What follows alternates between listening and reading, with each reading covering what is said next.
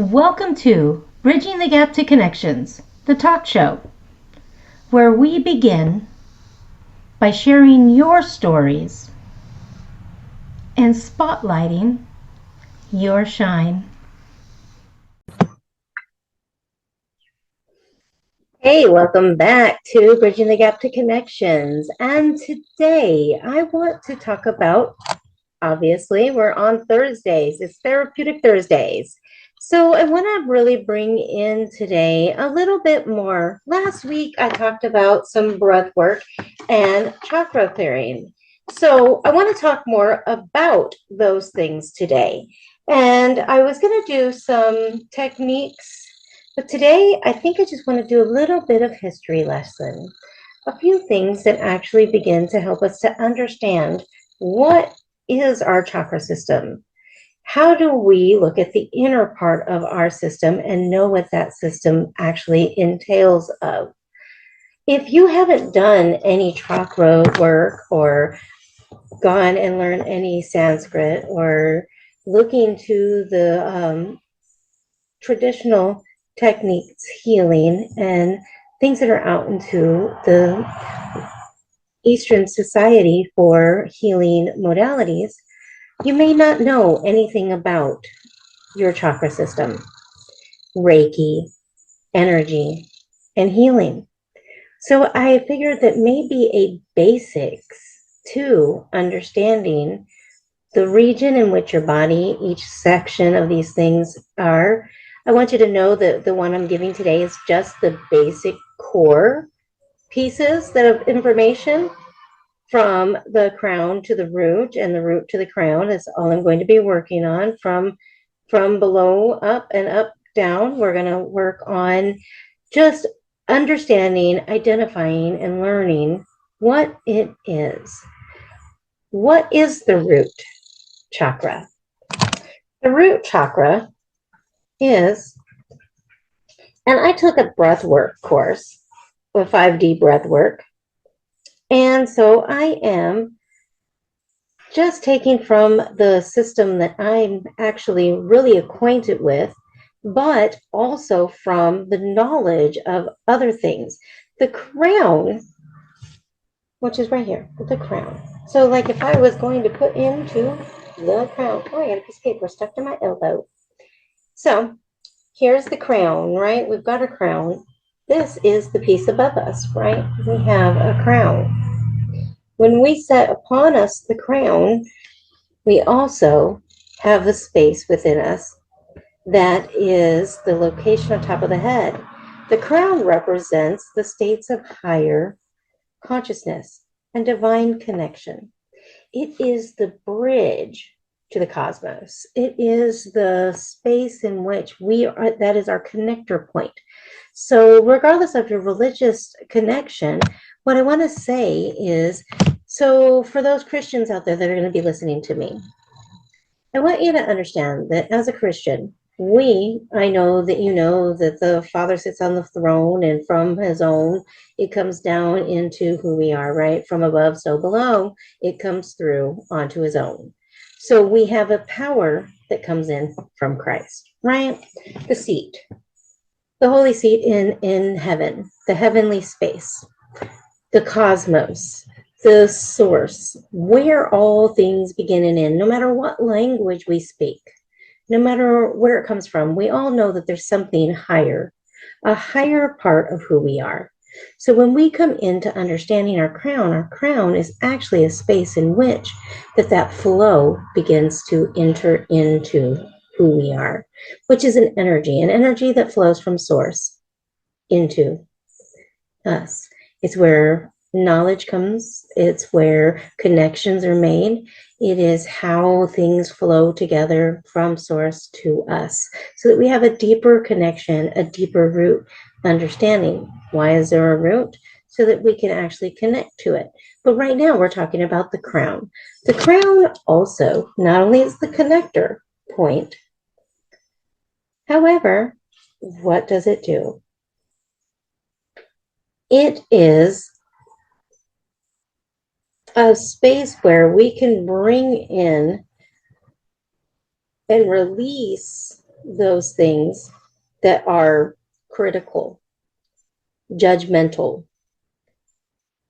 the closed mindedness, when we have those thoughts, we have a shut off crown. We don't want to hear. We don't want to know. We don't want to see it from any other perspective. And when we don't want to see anything from any other perspective, we close. Our crown then shuts off, and we can no longer be in the good flow of source.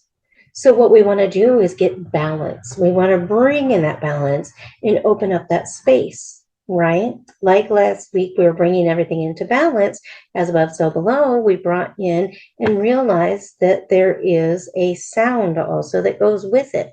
And to balance that space, we can do sound therapies, we can do breath work, we can do a ton of different energy work as well. Reiki, meditation, and just flowing in and allowing that flow to come into us. When we come into the flow, we become accepting of other people's opinions. We're able to actually no longer judge another, but forgive others or accept others for where they're at. We're able to then begin flowing in good energy with one another, as well as getting the energies from above, so below, so that we get tuned into the truths in life. That bridge, that cosmos, is so important, because that is how we begin getting filled with the flow that allows us all to connect. So I want to go on and speak about some of the colors. The colors that goes with the crown is violet. Another thing that is the 1,000-petaled lotus. We also have stones. Stones that are associated with the crown are selenite, which is a healing stone, quartz, which is healing, amethyst, which connects to our clairvoyancy, and diamond for cleansing, healing, and clarity. While we can move on to the third eye. The third eye is located in the center of the forehead, between the eyebrows. So right here. In some cultures, like in India, you will see those with the dot. The dot on their forehead represents the third eye. The third eye represents clairvoyancy, knowledge, intuition, foresight. They're driven by openness and our imagination. When it's out of balance, we lack the ability to comprehend, to understand, to gain the wisdom and the clarity in which to deal with different things in our life. That color is represented by indigo. The two petals, circle containing a down-facing triangle, is the image, and which is represented by the third eye. We can also look to using amethyst, purple fluorite, and black obsidian for third eye work. The throat, the center of the neck. The throat is our chakra for our speech. It's the ability to speak, communicate clearly and effectively. It's the ability for us to actually use the sound of our voice. If you think about the foundations of creation, in the beginning, God created the heavens and the earth, correct? So if God created the heavens and the earth, how did he create? He said, he spoke it. And so it is. Let there be water. Let there be birds. Let there be fish. Let there be. In the image and the likeness of the Creator, he made male and female. In the image and the likeness of. our creator. So if our creator itself formed and fashioned all of us, not just some of us, but every single one of us from the foundations of the creation of Earth, that means that we're all energy, right? Gives us the ability to flow through.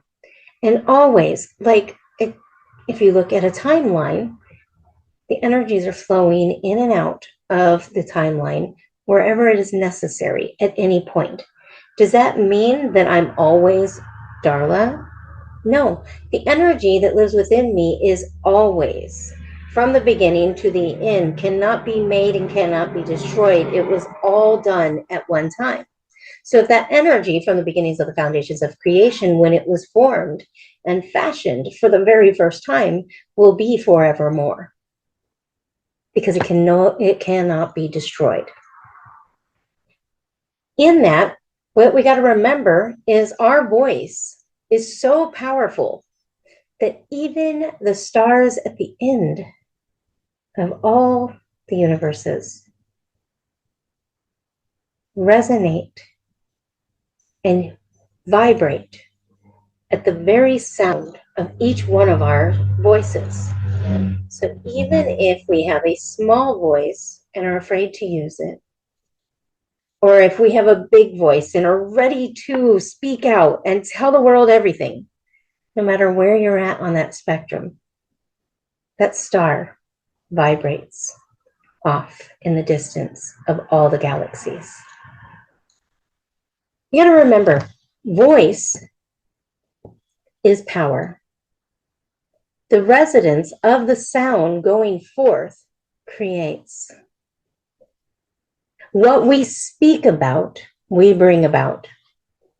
If we speak good things happen. If we speak bad things happen. And sometimes, if we think them, the same thing happens.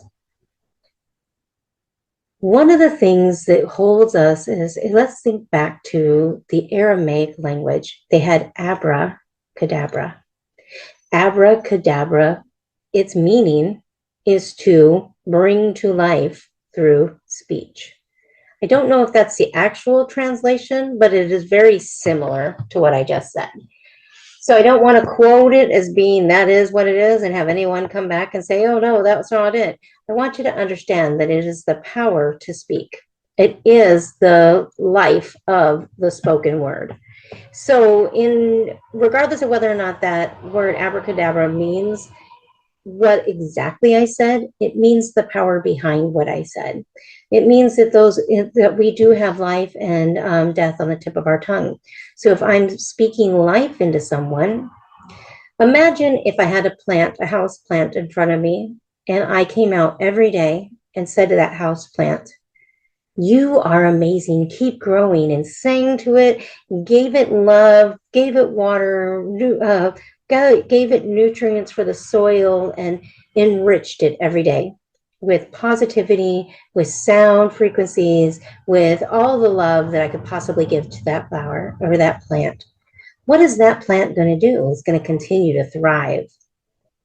But say that that was outside my front door, but I go outside my back door. And outside the back door, because no one can see it, I say things that are negative, mean. I put down the plants. I don't discuss nice things with them. I don't give them any music. Heck, I barely even give them water. I hope that they do well, but I don't put it in any condition that nourishes it in any way. Ultimately, what's going to happen to that plant? Every negative word I say to it, it's going to take all the way down to the root of who it is, what it is, as it is, because it is a creation. So if I speak negatively to that plant, it ultimately is going to die.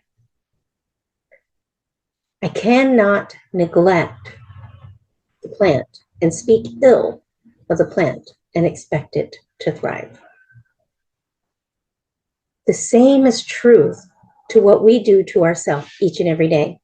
Using our voice or our thoughts, what are we doing? We're using a frequency to speak to the very cells of our entire body.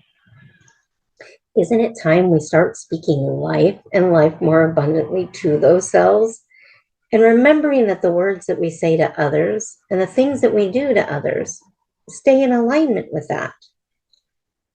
Because ultimately, what we say not only affects others, but it affects us.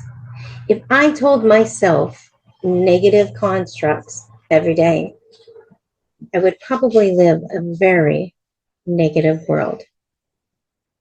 But if I spend the time to speak the life and the love, and I nourish myself in words of affirmations, in encouragement to my success, in believing in the things that are possible, and begin by sharing those things and speaking them out to life, what am I going to do? I'm going to give myself life. And you should be too. If you're struggling with that, please don't hesitate to reach out to me, because I'm an overflow, a fountain flowing of encouragement and love to others as well as myself. Love is the master key to all things. When we begin by loving ourselves first, it allows us to understand that everything begins and ends within. So remember, what you speak and what you think have power. Speak life. Life over others, life over yourself. The next place we want to go to is our heart. The heart chakra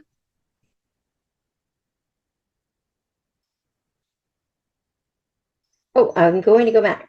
The color is light blue. Some of the things in regards to an imbalanced chakra would be not having a voice, not able to stand up in your own power, feeling really, really anxious and unable to interact with other people. You want to isolate more often. So what you want to do to balance this space is really come into the place where you are being confident and secure in who you are, finding the way to speak the positivity into yourself, making sure that you're surrounded with others who are speaking life into you, and getting yourself into spaces that don't make you feel so uncomfortable. Lapis lazuli, turquoise, and aquamarine are the stones for the throat. And the 16 petals, circle containing a down-facing triangle containing a circle, is the symbol for the throat.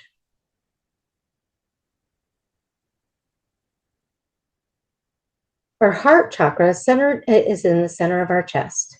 It represents love. It represents relationships, connection, the flow. When we are upset, hurt, depressed, confused, frustrated, when we can't communicate in relationships, when we lack the ability to know how to give ourselves the direction, when we have all of those things happening, we block off our heart. But when we open up to self-love, loving one another, forgiveness, the ability to truly take the time and be considerate, kindness for ourselves, kindness for others, doing things out of an act of love. Love for ourselves, love for our neighbors, love for our brothers and sisters, love for the world at large. When we choose to do things from a component of love, it shifts the dynamics of everything. But it's when we feel out of sync that we get disconnected, out of balance. So we have to come back to love. When we come back to love, one thing you got to remember is the color that represents the heart is green. You have the rose quartz, jade, green selenite, and green tourmaline are the stones that you want to use for any work in regards to the heart chakra. The 12-petaled lotus, circle containing two intersecting triangles, is the symbol that represents the heart.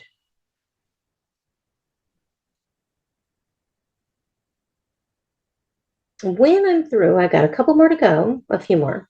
The solar plexus, below the chest, right around the stomach, the abdomen, right here at the top of the abdomen, just under the sternum, is your solar plexus. It represents your thoughts, your feelings, taking ownership of yourself and the things you need to do. It represents the place of personal empowerment or the lack of. When you have the opposite, you can find that you are like, when you're out of sync, you're not in joy, but you're in dis-ease. You are out of balance in your solar plex. If you are unable to empower yourself, believe in you, if you are stuck in a space that you keep repeating, if you are, that's being out of balance. If you can't get up and make decisions for yourself, your solar plex is out of balance. So you want to come back to balance. One of the things you can do is use malachite, calcite, and citrine. The symbol for it is the 10-petal circle containing down-facing triangle. And the color is yellow. If you're out of balance, you can also use foods that represent each one of these colors. To eat, wear clothes that represent those colors, to empower you, to build you, to give you the strength to continue moving through it, and making sure that you use different techniques like breathing, chakra clearing, sound therapy, and breath work to bring these things to balance. The sacral, then just below the navel, it represents creativity and also holds the sacral energies, the sexual energies, finding and fine-tuning you. This space, when in an imbalanced space, will affect you emotionally. It can cause you to not feel like getting up and doing the things you need to do. You'll have a lack of interest in life. You'll feel unable to do the things you used to like to do. It will put you into dysfunctions of not being able to be intimate with others.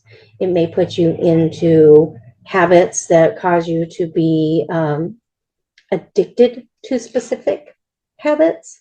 So you want to make sure that if you find yourself out of balance in this area, that you get back to balance quickly. Find someone who can help you. There's Reiki energy, there's healing, there's breath work, like I said, with all of these things. So when you're in balance, not imbalanced, but in balance, you're going to have a lot of creativity. You're going to feel completely empowered, and you're going to be confident in your sexuality. You're going to feel safe to speak about what you believe, why you believe it, and how you're going to do it. You're going to be able to stay in that energy of I can instead of thinking you can't. So you'll also have better relationships. You will be able to be comfortable with your body and the interactions with your partner. You will be able to connect more intimately in every aspect, mentally, emotionally, and physically. This is also a space that controls how you are connecting in life. If this area is out of balance, you may not be able to make the connections in business. You may not be making connections in your friendships, your family. This area goes to be the marker that holds the space of true connection. Connection with yourself allows whether or not you have connection with others. The color that represents your sacral is orange. The stones related for healing are citrine, moonstone, coral, and carnelian.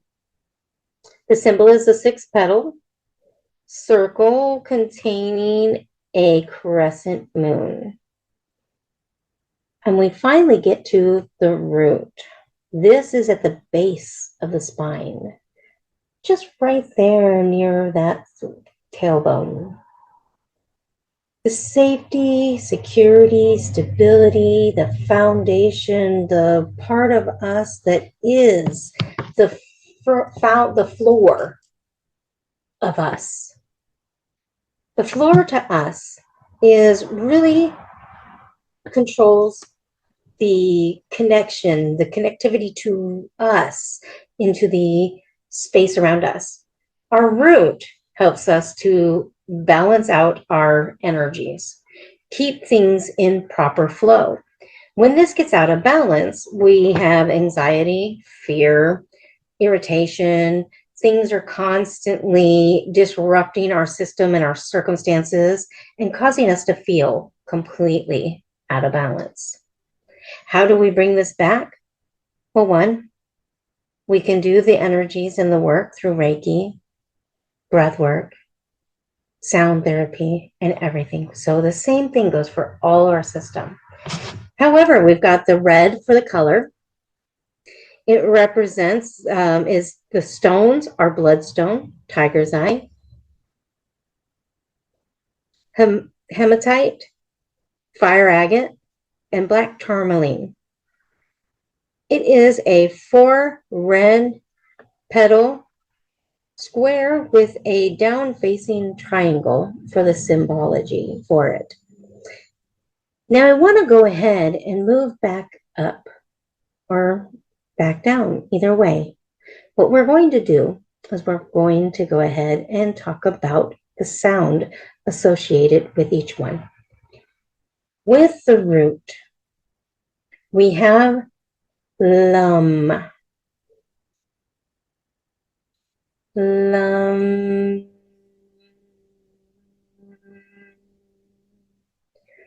And I want you to go ahead and understand that we're going to go up through the system, and I'm just going to make some quick sounds today. For each one, we've already covered the colors. We did everything else. We went from the above, so below. So now we're going to go from below back up. We're going to go back and meet the cosmos again and just continue to keep a connection flowing. So we brought the flow in through the crown, through the third eye, through the throat, through the heart, into the solar plex, down to the sacral, and into that root. Now we're going to go ahead, like I said, that goes with the root. With the sacral, we have Vam, Vam, Vam. We're going to move on up to the solar plex. And in the solar plex, what are we going to do? We're going to use the sound rum, rum, rum.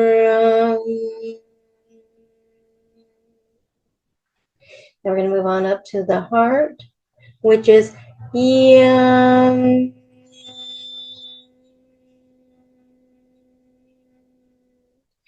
Yum. To the throat, hum. Hum. To the third eye, we're going to say om. Om. And to the crown, om. Om.